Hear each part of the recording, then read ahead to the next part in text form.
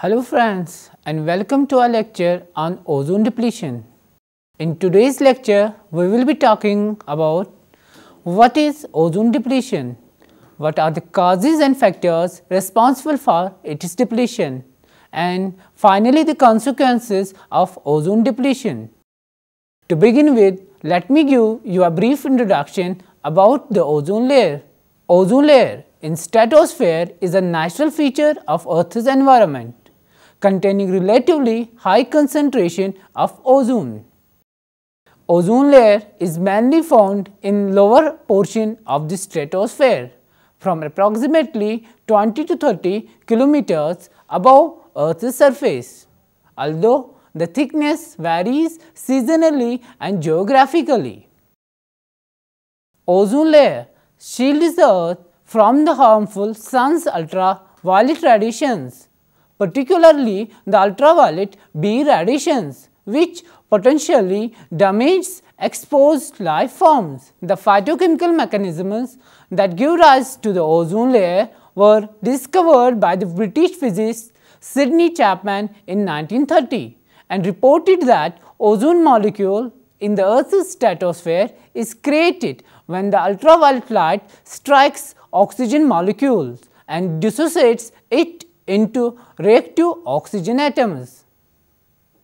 The ozone formed distributes itself in the stratosphere, forming a layer which is thin in some places, thick in others. The thickness of the ozone layer, that is the total amount of ozone in a column overhead, varies by a large factor worldwide, being in general smaller near the equator and larger towards the poles. It also varies with season, being in general thicker during the spring and thinner during the autumn in the northern hemisphere. The reasons for this latitude and seasonal dependence are complicated, involving atmospheric circulation patterns as well as solar intensity. The ozone molecule is also unstable, although in the stratosphere long-lived, but when UV light hits ozone, it splits it into an oxygen molecule and an oxygen atom. It is a continuing process called ozone-oxygen cycle, thus creating an ozone layer in the stratosphere. About 90% of the ozone in our atmosphere is contained in the stratosphere.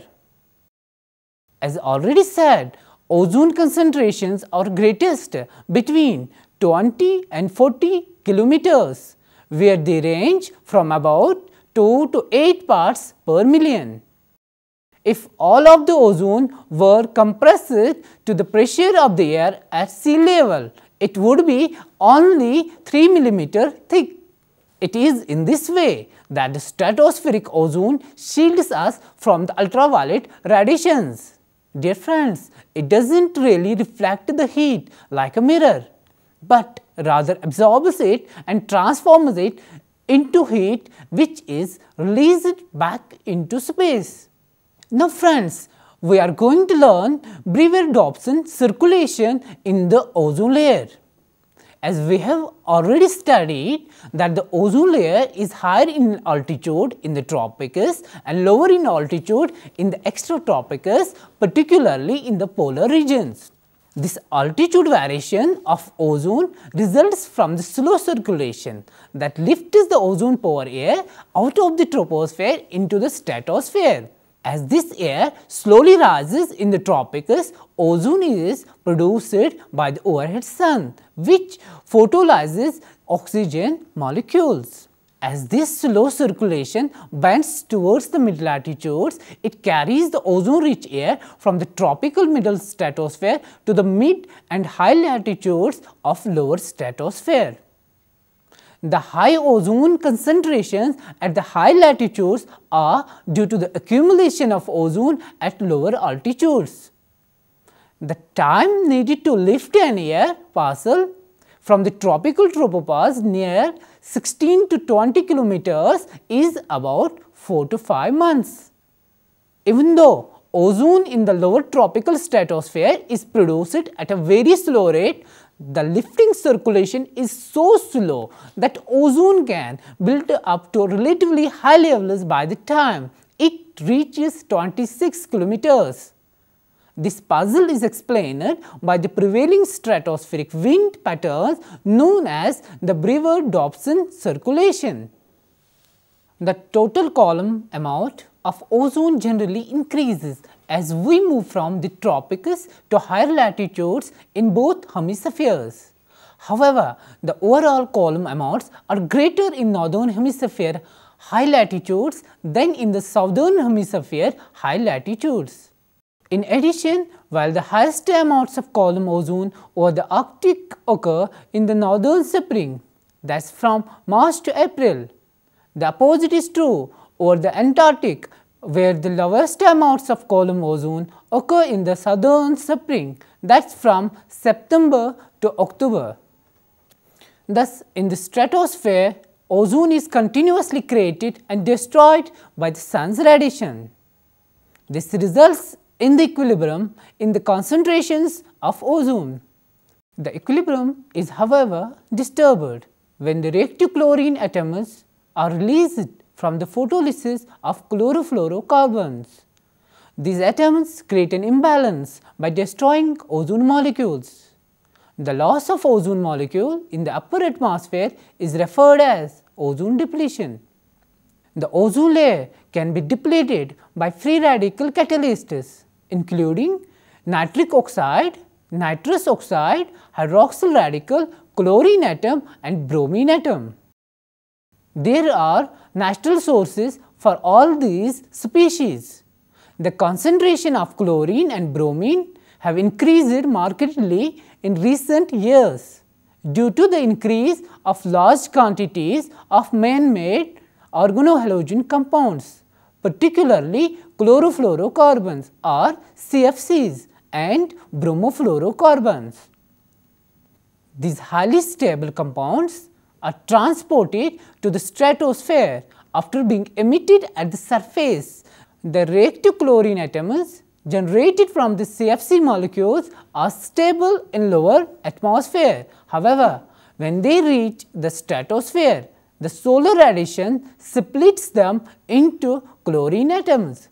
They are capable of surviving the rise to the stratosphere, where chlorine and bromine radicals are liberated by the action of ultraviolet radiations, and each radical is able to initiate and catalyze a chain reaction, breaking down over 100,000 ozone molecules.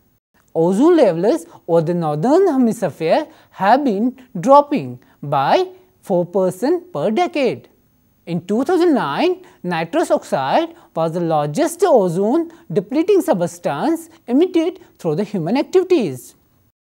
But due to the increase in anthropogenic activities and release of ozone depleting substances in atmosphere, the rate of destruction of ozone molecules exceeds the rate of formation.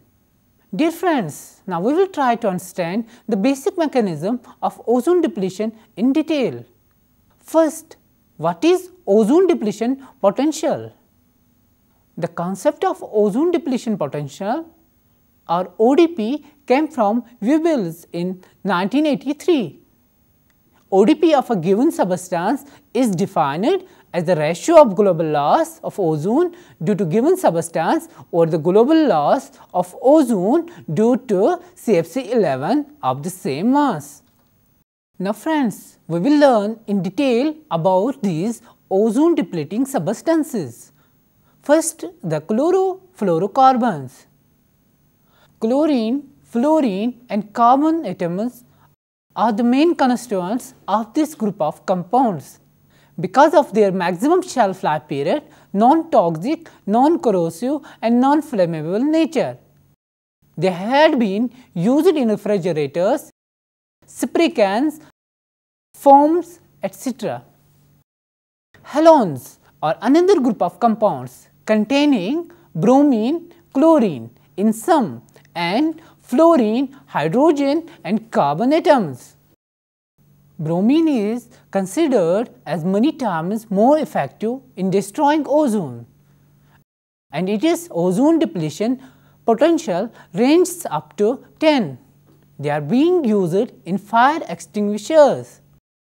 Methyl bromide, an effective pesticide with ozone depletion potential of 0.4, is also among the contributors for the ozone depletion.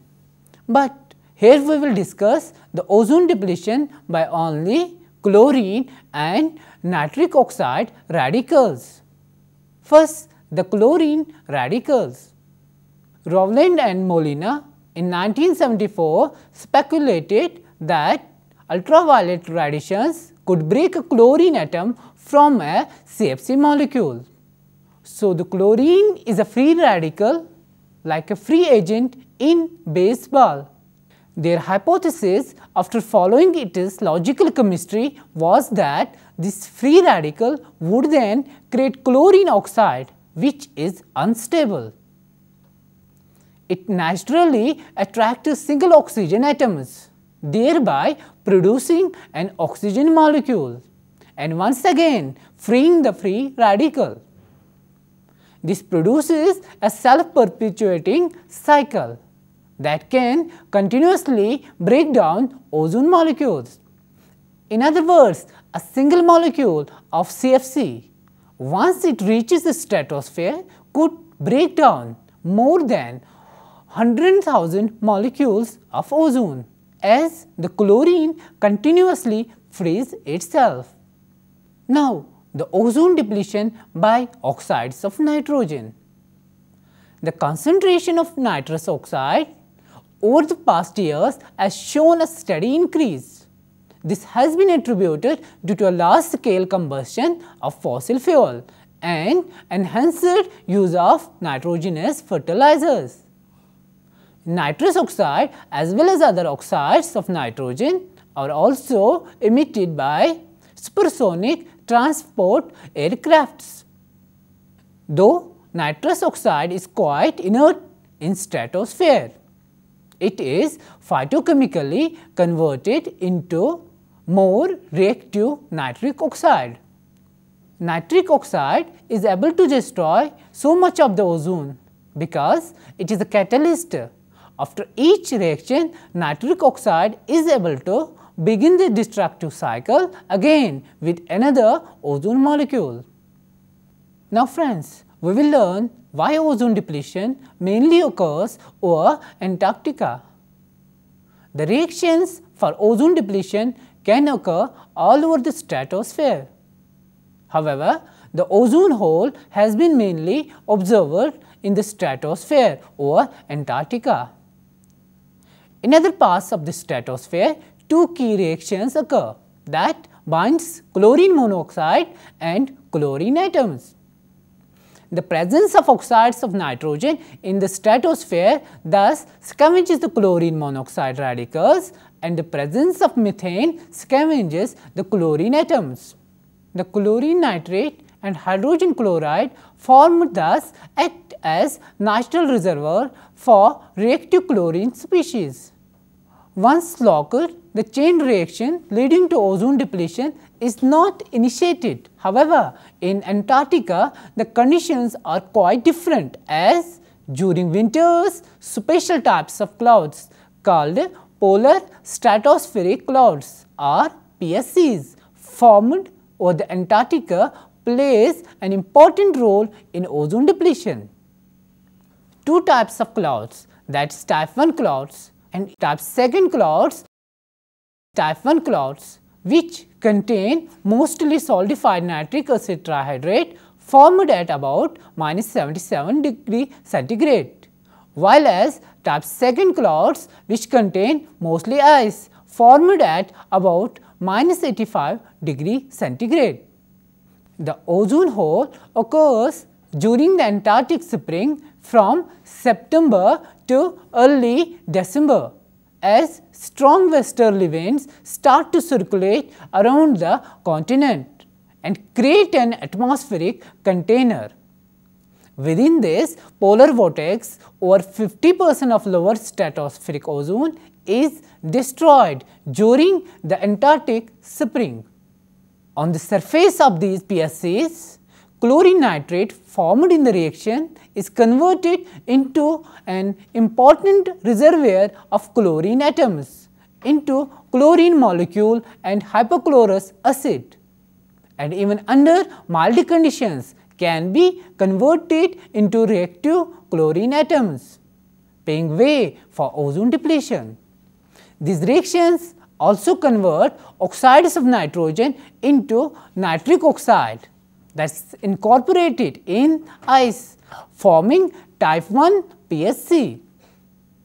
The role of sunlight in ozone depletion is the reason why the Antarctic ozone depletion is greatest during spring. During winter, even though PSCs are most abundant, there is no light over the pole to drive chemical reactions. During the spring, however, the sun comes out, providing energy to drive photochemical reactions and melt the polar stratospheric clouds, releasing considerable chlorine oxide, which drives the whole mechanism. Further, warming temperatures near the end of spring break up the vortex around mid-December. As warm ozone and nitrogen dioxide rich air flows in from lower latitudes, the PSCs are destroyed. The enhanced ozone depletion process shuts down and the ozone hole closes. Most of the ozone that is destroyed is in the lower stratosphere, in contrast to the much smaller ozone depletion through homogeneous gas phase reactions, which occur primarily in the upper stratosphere. So far, we have learned how ozone layer is formed and the mechanism for its depletion, and we came to understand that CFC molecules can destroy about 1 lakh ozone molecules before being destroyed itself. Now, what are the causes of ozone depletion? As CFCs are major culprits for ozone depletion, we must identify the sources of these compounds. Besides their low cost of manufacture, 3 properties were responsible for their wide industrial application: non-flammability, non-toxicity and non-reactivity. Since the CFCs are non-flammable and non-toxic, they are used as coolants for refrigerators and air conditioners, for making polystyrene containers, common in food packing, as blowing agents for foam plastics, as solvents for removing grease from the electronic equipments and for cleaning computer chips, for fire fighting, as halogens are used as fire extinguishers, as propellants for aerosol sprays. Finally, we will talk about the consequences of ozone depletion. The reductions in ozone levels will lead to higher levels of ultraviolet B radiations reaching the Earth's surface. The sun's output of ultraviolet B radiations does not change, rather less ozone means less production. Hence, more ultraviolet B radiations reach the Earth. In Antarctica, studies have shown that the amount of ultraviolet B radiations measured at the surface can double during the annual ozone hole. A United Nations Environmental Program assessment estimates that for every 1% decrease in ozone, biologically damaging ultraviolet radiation will increase 1.3%. Now, the impact on humans. Ultraviolet B radiations are sufficiently energetic to break apart important biological molecules, including proteins and DNA, that results in increase in skin cancer, cataracts and suppression of the human immune response system. Now, skin cancer. UVB radiations cause non-melanoma skin cancer and plays a major role in malignant melanoma development. A major effort over the last several decades has been to understand the result of human epidemiological studies that have investigated the relationship between various forms of skin cancer and increased UVB radiations. Non-melanoma skin cancers mainly include basal cell carcinoma and squamous cell carcinoma. Also, 1% decrease in stratospheric ozone is estimated to cause an increase of approximately 2.3% in non-melanoma skin cancer. Now, the cataracts. The potential human health effects on the eyes include increased incidence of snow blindness, and cataracts causes an acute inflammation of the superficial layers of the eyes. However, eye protection is available and a single incident is usually sufficient to encourage use of protective sunglasses. An approximate 0.5% increase in cataracts would occur for each 1% drop in stratospheric ozone. An estimated 17 million people in the world are blind due to cataracts. A 1% drop in stratospheric ozone therefore could cause an additional 3,400 cases of blindness due to cataracts each year. Now, the impact of ozone depletion on the biosphere. First, the marine ecosystems. The effects on aquatic ecosystems, in particular on phytoplankton and larvae of higher organisms, are of meticulous concern. These organisms are the important link in marine food chain and support other life forms of the sea. Current UVB radiation levels are also limiting factors for early developmental stages of fish, shrimp, crab, amphibians and other animals. One study estimated that a 16% reduction in stratospheric ozone levels would produce a 5% loss of phytoplankton productivity, leading to a loss of approximately 7 million tons of fish from the annual fisheries harvest. Now, the effect of ozone depletion on crop yield. Terrestrial plants vary considerably in their response to UVB radiation between species and even between cultivars of the same species. Plants have several mechanisms to repair adverse effects from UVB radiation and may acclimate to a certain extent to increased UVB radiation levels. In agriculture, reduction in stratospheric ozone will require the use of UVB tolerant cultivars and the development of new ones. The risks of increased UVB due to the stratospheric ozone depletion includes damage to crops and aquatic organisms, increased formation of ground level smog and accelerated weathering of outdoor plastics. Now, the global warming. Another concern relates to the global warming potential associated with the decrease in stratospheric ozone. With increase in global warming, ice melts, which will increase ocean volume, and also ocean front property will be eroded. Now, the regulations in the direction of protecting ozone layer. In 1978, the United States, Canada and Norway enacted bans on CFC containing aerosol sprays that are thought to damage the ozone layer. But the European community rejected an analogous proposal to do the same as in the US. CFCs continue to be used in other applications such as refrigeration and industrial cleaning until after the discovery of the Antarctic ozone hole in 1985. After negotiation of an international treaty, the Montreal Protocol, CFC production was sharply limited beginning in 1987 and phased out completely by 1996. Since that time, the treaty has been amended to ban CFC production after 1995 in the developed countries and later in developing countries. Today, over 160 countries have signed the treaty. This production phase out is possible because of efforts to ensure that there will be substitute chemicals and technologies for all CFC use. On August 2, 2003, scientists announced that the depletion of ozone layer may be slowing down due to the international ban on CFCs.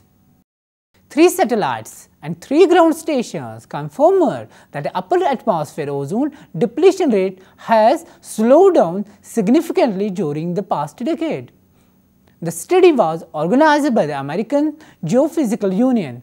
However, they reported that some breakdown can be expected to continue due to CFCs used by nations which have not banned them, and due to gases which are already in the stratosphere. As already discussed, CFCs have very long atmospheric lifetimes ranging from 50 to over 100 years. It has been estimated that the ozone layer may not recover until 2075.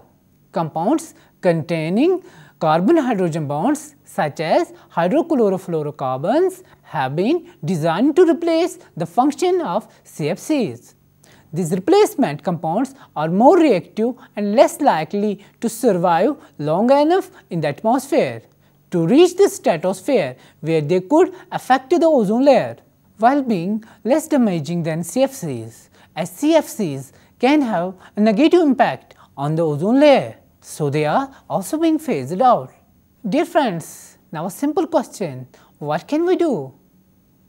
As we now know that Montreal Protocol will go a long way to reduce ozone depletion and repair the ozone hole.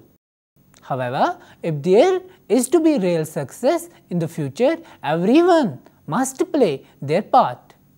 There are a number of things that we can do to protect the ozone layer and safeguard our health against the effects of increasing ultraviolet rays. First, to protect our own health. That can be achieved by either using sunglasses, glasses that provide 99 to 100% protection against ultraviolet radiations, will reduce the chance of eye damage. Next is clothing. Clothes provide excellent protection against sunburn. A hat, a wide brimmed hat, will also offer good protection to the eyes, ears, face and the back of your neck, areas particularly prone to sunburn. And last, the limit exposure. The sun's rays are strongest between 10 am and 4 pm. So, we have to limit exposure during these hours. And finally, solutions for stratospheric ozone.